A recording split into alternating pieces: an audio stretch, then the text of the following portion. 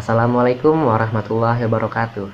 Halo teman-teman semua, kembali lagi dengan saya Wahyu Ramadan, mahasiswa Universitas Pancasakti, program studi akuntansi semester 1, dengan nomor induk mahasiswa 29021500016. Oke teman-teman semua, video kali ini dibuat untuk memenuhi tugas ujian tengah semester mata kuliah pengantar akuntansi 1 dengan dosen pengampu Ibu Desi Arigawati, SE, AK, MSI.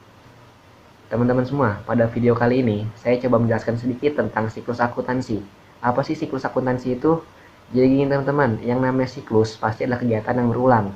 Nah, siklus akuntansi ini atau accounting cycle ini merupakan tahapan pada akuntansi, mulai dari terjadinya transaksi sampai dengan penyusunan laporan keuangan sehingga siap untuk proses transaksi berikutnya. Secara khusus, siklus akuntansi ini diartikan sebagai proses berulang untuk melakukan identifikasi, analisis, dan merakam setiap kegiatan akuntansi dalam sebuah perusahaan. Nah, dalam siklus akuntansi ini terdapat beberapa tahapan. Ada yang pertama, identifikasi transaksi. Apa sih maksudnya tahapan pertama ini? Nah, identifikasi transaksi ini merupakan tahapan pertama dalam siklus akuntansi. Nah, tahapan ini biasanya dilakukan dengan cara tepat oleh akuntan, dengan cara melakukan pencatatan setiap transaksinya. Nah, transaksi yang dicatat ini biasanya memiliki bukti, baik berupa faktur, nota, atau lain-lainnya yang bisa dilakukan identifikasi. Nah, tahapan kedua itu ada analisis transaksi. Maksudnya apa nih di tahapan kedua ini? Tahapan analisis transaksi merupakan tahapan yang dilakukan dalam kegiatan siklus akuntansi. Nah, setiap perusahaan itu selalu menggunakan double entry system, artinya setiap transaksi yang terjadi akan memberikan pengaruh pada posisi keuangan di debit dan kredit. Dan tentunya jumlahnya harus sama besarnya secara matematis atau biasa kita kenal dengan balance. Oke, kita masuk tahap ketiga, yaitu penjurnalan. Nah, penjurnalan ini diartikan sebagai masukan informasi berupa transaksi tadi. Nah, transaksi nantinya di sini dibagi kedua bagian, ada yang bagian debit, ada yang bagian kredit. Nah, biasanya itu disebut dengan sebagai jurnal umum. Nah, jurnal umum ini diartikan sebagai sebuah catatan kronologis selama satu periode tentang transaksi-transaksi yang terjadi di sebuah perusahaan. Oke, kita lanjut ke tahapan yang keempat. Tahapan yang keempat yaitu posting ke buku besar. Nah, tadi kan kita udah masukin penjurnalan. Selanjutnya kita itu masukin buku besar. Nah, buku besar ini dapat diartikan sebagai kumpulan rekening pembukuan yang berisikan informasi aktiva yang dicatat dalam satu periode. Dalam sebuah perusahaan, dipastikan memiliki berbagai daftar rekening dalam buku besar tadi. Masing-masing rekening yang ada dalam buku besar tersebut diberi nomor-nomor kode tertentu. Tujuannya adalah memudahkan ketika proses identifikasi dalam jurnal tersebut. Nah, tahapan yang kelima adalah neraca saldo dan jurnal penyesuaian. Di tahapan kelima ini, saldo yang harus terdapat dalam buku besar itu disatukan dan harus dalam kondisi yang sama jumlahnya. Jika dalam satu kondisi ternyata terdapat transaksi yang belum tercatat atau ditemukan ada kesalahan dalam neraca saldo, maka seorang akuntan wajib untuk melakukan pencatatan dalam jurnal penyesuaian. Nah, yang keenam ada neraca saldo penyesuaian dan laporan keuangan. Nah, di tahapan keenam ini, neraca saldo penyesuaian itu dibuat dengan berdasarkan pada buku neraca saldo yang sudah dibuat pada tahap kelima tadi, dengan memperhatikan jurnal penyesuaian juga yang dibuatnya. Nah, saldo-saldo tersebut dibagi ke dalam kelompok aktiva dan pasiva yang sesuai dengan statusnya. Kemudian disusun hingga jumlah saldonya sama besar di antara debit dan kredit. Oke teman-teman, kita masuk ke tahap yang ketujuh. Setelah kita melakukan baca saldo penyesuaian dan laporan keuangan, kita masuk ke tahap berikutnya, yaitu jurnal penutup. Nah, jurnal penutup ini biasanya disusun pada akhir periode akuntansi. Dengan cara apa sih? Nah, dengan cara menutup rekening nominal atau rekening laba ruginya.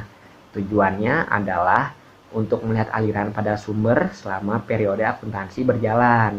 Setelah rekening yang ditutup, jurnal penutup ini digunakan untuk mengukur setiap kegiatan yang telah dilaksanakan selama periode tersebut. Habis itu, kita masuk ke tahap 8. Nah, tahap 8 ini ada neraca saldo dan jurnal pembalik. Sebenarnya tahap 8 ini adalah bersifat opsional. Artinya boleh disusun, boleh juga enggak. Karena neraca saldo pada tahap ini berisikan saldo rekening permanen dari rekening buku besar setelah jurnal penutup.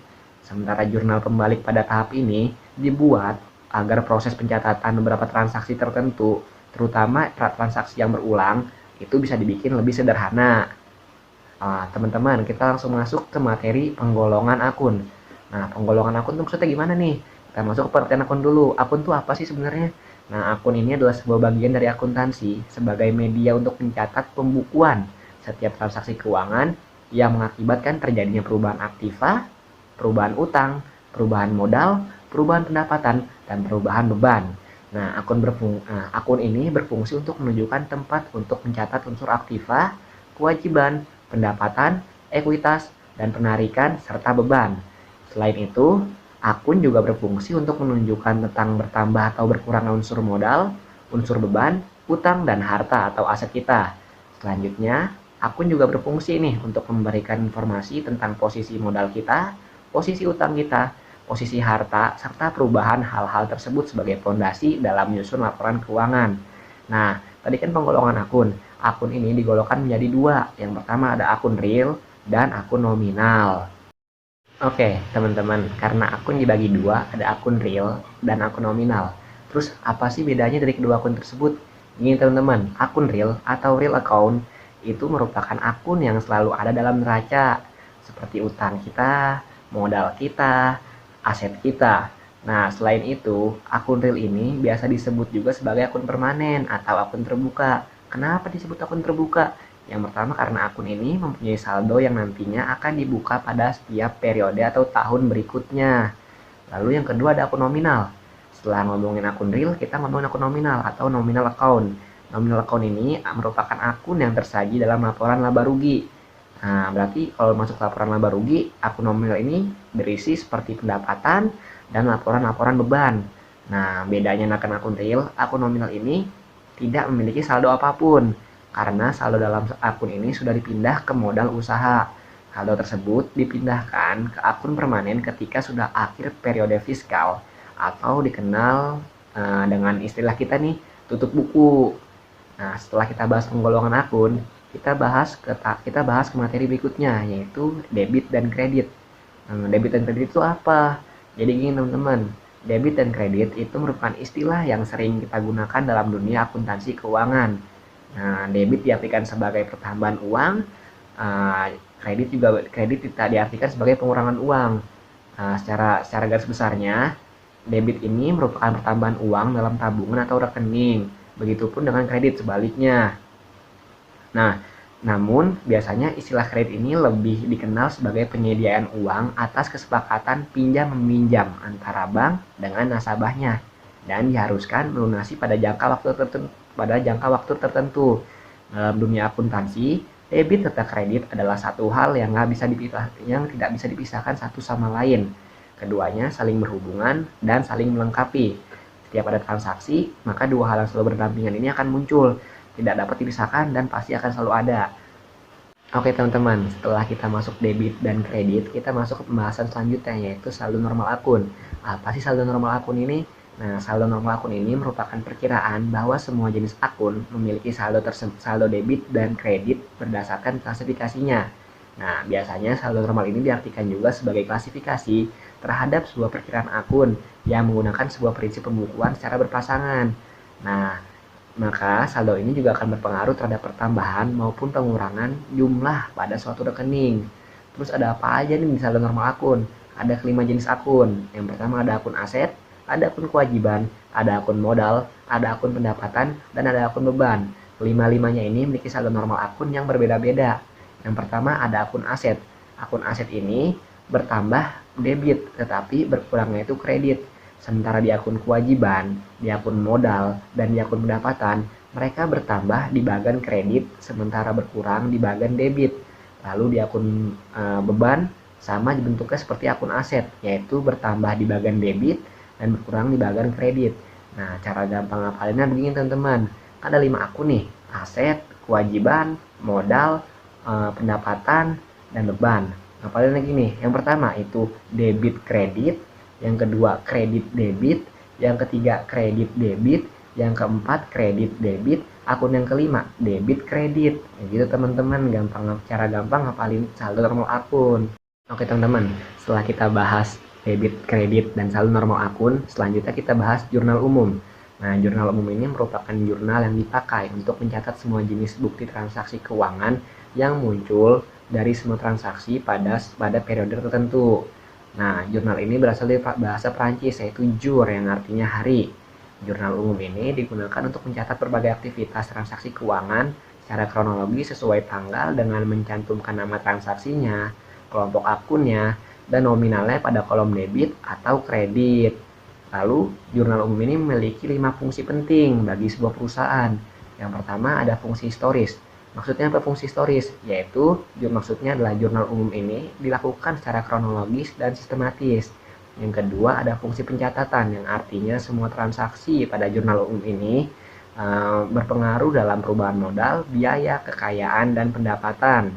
Lalu yang ketiga itu ada fungsi analisis. Maksudnya semua pencatatan transaksi yang ada dalam jurnal umum ini merupakan sebuah hasil analisis transaksi berupa kredit dan debit yang terpengaruh. Lalu yang keempat itu ada fungsi instruktif. Maksudnya fungsi instruktif adalah proses memasukkan data ke general jurnal. Nah, proses pencatatan jurnal ini tidak hanya sebatas dokumen transaksi saja, tapi bersifat perintah atau petunjuk kredit maupun debitnya. Lalu yang kelima ada fungsi informatif. Nah, fungsi informatif ini merupakan informasi dan penjelasan bukti-bukti pencatatan transaksi yang terjadi pada sebuah. Oke teman-teman, nah ini ada contoh soal jurnal umum. Ada 5 transaksi yang terjadi pada bulan November pada kedai kopi Bapak Wahyu. Pertama, tanggal 5 November 2021, Bapak Wahyu menyetorkan modal sebesar 8 juta untuk kedai kopinya. Lalu tanggal 7 November, Bapak Wahyu menyewa ruko 2 lantai untuk 1 tahun dibayar di muka sebesar 3 juta rupiah. Lalu transaksi ketiga, pada tanggal 8 November, Bapak Wahyu membeli perlengkapan kopi secara kredit sebesar 4 juta rupiah. Nah, lalu transaksi keempat pada tanggal 11 November, Bapak Wahyu menerima uang dari Morning Sirup sebagai sponsor sebesar 2 juta rupiah. Lalu transaksi terakhir, yaitu pada tanggal 25 November, Bapak Wahyu membayarkan gaji karyawannya sebesar Rp1.800.000. Nah, teman-teman bisa lihat sekarang di slide kita ada jawaban dari contoh soal tersebut. Nah, ada tabelnya nih. Yang pertama kita catat tanggal dulu, tanggal 5. Berpengaruh nih, kas ini berpengaruh debit dan pada kas ini berpengaruh debit, yaitu bertambah saldo, yaitu 8 juta rupiah karena Bapak Wahyu menyetorkan modal. Sementara modal berkurang di bagian kredit sebesar 8 juta rupiah. Lalu transaksi kedua, sewa dibayar muka, itu ada di bagian ada di bagian debit, yaitu 3 juta rupiah. Sementara kas berkurang karena keluar nih untuk biaya sewa, yaitu di bagian kredit 3 juta rupiah. Lalu di tanggal 8 ada perlengkapan membeli secara kredit. Nah, berarti masuk nih perlengkapan di bagian debit sebesar 4 juta rupiah, sementara ada utang di bagian kredit sebesar 4 juta rupiah. Lalu transaksi keempat ada kas dan pendapatan sponsor. Nah, pada kas ini bertambah 2 juta rupiah di bagian debit, sementara pendapatan sponsor ada di bagian kredit sebesar 2 juta rupiah. Lalu pada tanggal 25 transaksi terakhir ada beban gaji dan kas. Nah, beban gaji itu ada di bagian debit sebesar Rp1.800.000. Sementara kasnya berkurang karena dia membayarkan gaji. Ada di bagian kredit yaitu sebesar Rp1.800.000. Maka ketika ditotalkan, bagian debit dan bagian kredit itu besarannya sama, yaitu 18 juta.